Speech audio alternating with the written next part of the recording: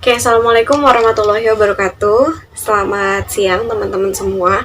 Hari ini kita akan ngebahas tentang materi kuliah perpajakan di pertemuan ketiga karena memang situasi dan kondisi yang tidak memungkinkan kita untuk bertemu secara tatap muka, maka saya akan ngejelasin ke teman-teman melalui video ini. Jadi tonton terus ya, jangan lupa like, comment, dan subscribe. Kayak kita bercanda-bercanda aja. Oke. Teman-teman, sekarang kita lanjut ke latihan yang ketiga. Latihan ketiga di sini itu adalah Insinyur Hanif, statusnya dia belum menikah. Nah, teman-teman lihat soal di sini itu kaitannya sama status yang bukan pegawai. Jadi dia seperti memberikan jasa gitu. Kalau dia memberikan jasa, berarti penghasilannya akan dibayarkan atau pajaknya akan dibayarkan pada saat penghasilan itu diterima gitu. Nah, untuk si Hanif ini dia kan nerima 2 kali fee yang pertama ya. Kita lihat latihan ketiga. Si Hanif statusnya itu TK, ya kan? Dia belum menikah, kemudian dia memberikan jasa. Penghasilan atau pendapatan yang pertama itu adalah sebesar 100 juta. Kemudian yang kedua itu adalah 50 juta. Berarti total penghasilan si Hanif ini adalah 150 juta. Nah, untuk PPh pasal 21 bukan pegawai itu ada ketentuannya. Jadi penghasilannya itu hanya setengahnya atau 50%-nya aja yang dikenain pajak gitu. Jadi 150 juta ini kita kalikan sama 50%. 50% dari 150 adalah berapa? 75 juta. Nah, 75 juta ini yang kita kenakan untuk PPh pasal 21-nya. Tapi tetap dikurangin sama PTKP dulu gitu.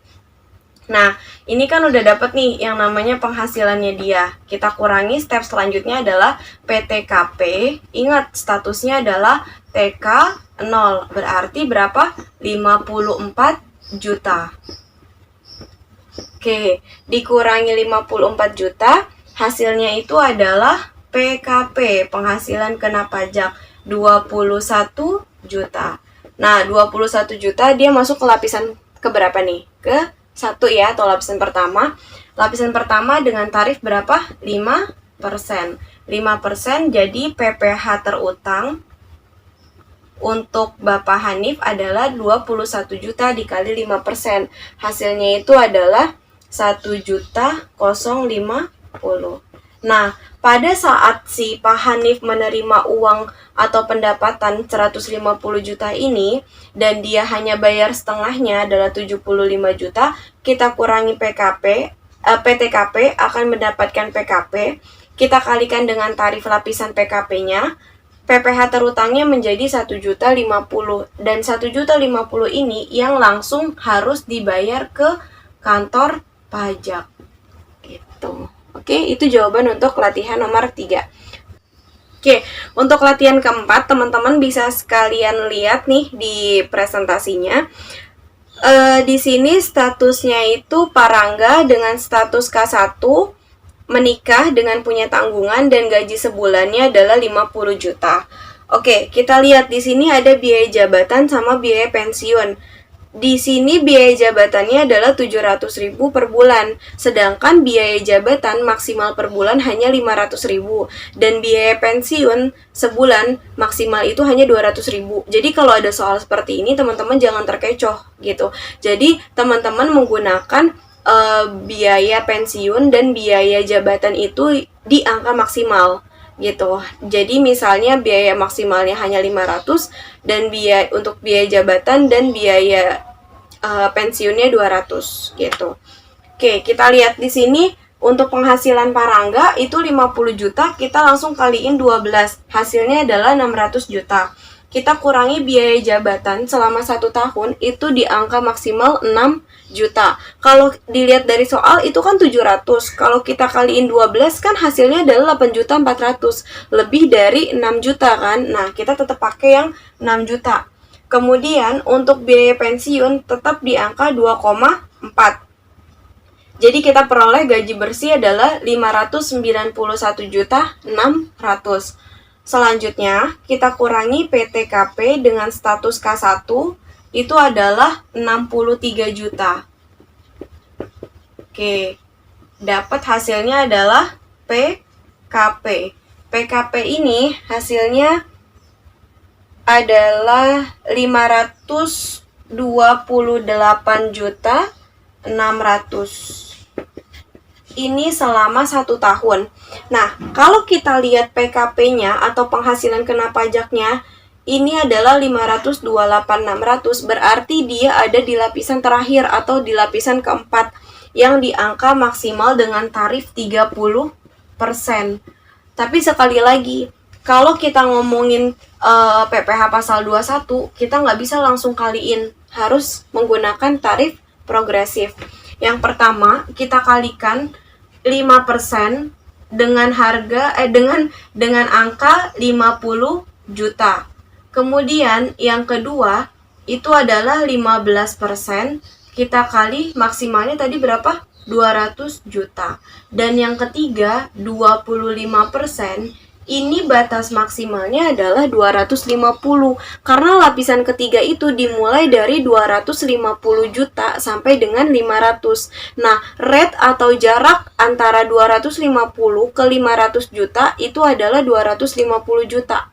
Gitu. Jadi batas maksimal di lapisan ketiga adalah 250 juta. Dan yang terakhir di lapisan ketiga itu sampai tidak terbatas gitu. Di lapisan keempat, sorry. Jadi 25% dikali 250 juta. Dan yang terakhir kita lihat 30%.